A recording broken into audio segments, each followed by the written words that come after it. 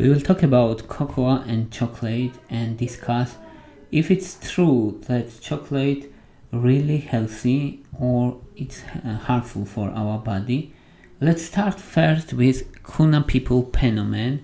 It's a very well-known example when Kuna people who live in Panama, they live longer compared to other people in the same country.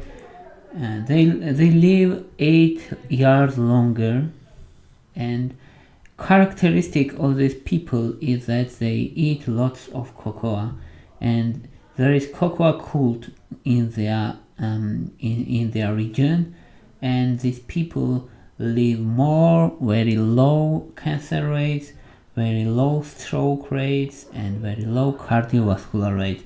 So there is logical thinking that cocoa can be beneficial for health, and even it can expand lifespan around 8 years. Now let's say other factors, that these Kuna people actually are physically active, they live healthy lifestyle, and they eat healthy food, usually vegetables and fruits. So these factors may be important, helps them to expand lifespan, and it's not only about cocoa. That's why we need evidences, and what evidences says. Actually, we have evidences which says that regular intake of cocoa lowers blood pressure. Also, it decreases LDL cholesterol level, which is harmful cholesterol, and increase HDL cholesterol level, which is considered healthy cholesterol. Also, it improves cognitive functions in people. It lowers inflammatory markers in the blood, and it has also anti-cancer action. We have meta-analysis, and according to them, people who eat regularly chocolate and cocoa products, they have overall cancer risk 33%, and especially gastrointestinal cancers and lung cancers was importantly reduced. Gastrointestinal cancer was reduced by 50%, and respiratory cancers around 40%. It's huge improvement actually. And maybe here we can say that other factors, lifestyle factors, are important, and there is important question, is this true correlation or false correlation? And we can say that when we adjust the other factors like smoking, BMI, and weight, and the dietary styles, if you adjust, we still have these numbers. It means that cocoa actually has anti-cancer effect. Of course, further studies are needed to confirm these findings, but we already have enough evidences to say that cocoa intake really has high effectiveness. Now let's say what is the most healthy part in cocoa and in chocolate, why it's healthy, and what dosage is healthy. When we say these studies, and these large scale studies especially, it was made more than 1 million people, but here is important limitation, that these people intake 500 milligrams of flavanols, which is very high amount of chocolate. For example, if you want to get such high amount of flavanols, you need to get around 2 bars of 200 grams of chocolate, dark chocolate, roughly per day. So it's very high number. To get 500 flavanols, 500 milligram flavanols, you need to intake around 200 grams of cocoa, pure cocoa powder, 100% cocoa powder. So it's very high percentage, a very high number of cocoa to intake daily. That's why this is main limitation. But if person still intake, and such people, Kuna people in Panama, really intake this high number of cocoa, they really have health benefits. And flavanols have other important health effects, like it's strong antioxidant. It produces NO by endothelial cells. It means it dilates blood vessels and lowers blood pressure. It inhibits LDL uptake by macrophages, and it prevents to plaque formation in blood vessels. So, and express proteins, which is important for cholesterol reversal transport.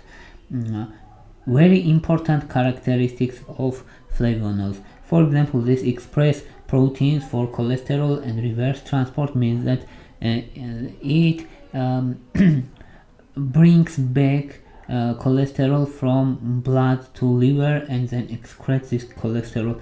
It's very important actually. Also, inhibit LDL uptake by macrophage is very important because it prevents cardiovascular disease, and it has anti-cancer action also, antioxidant action, anti-inflammatory action, anti-angiogenic action, and pro-apoptotic properties.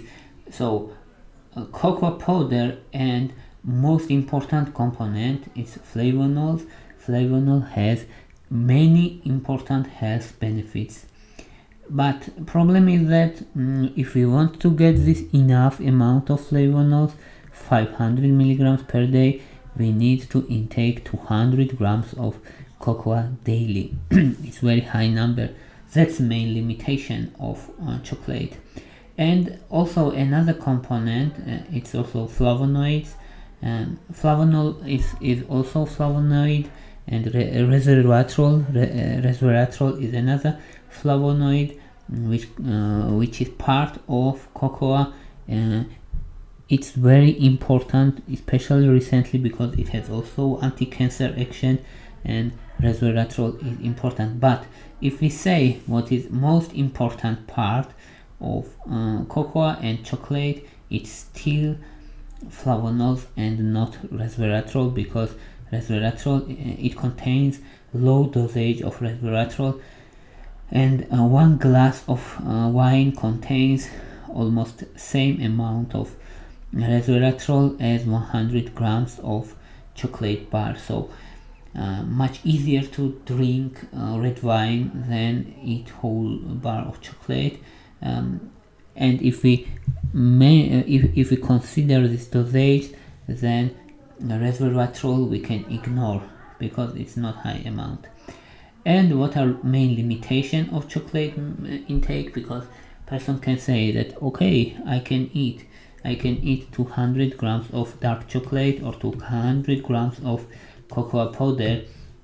Yes, maybe you can, but main limitation is here that it can increase kidney stone risk, because high content of oxalates, and oxalates bind to calcium and other minerals, and they can form stones in the kidney, and they increase risk of kidney stones around 30%.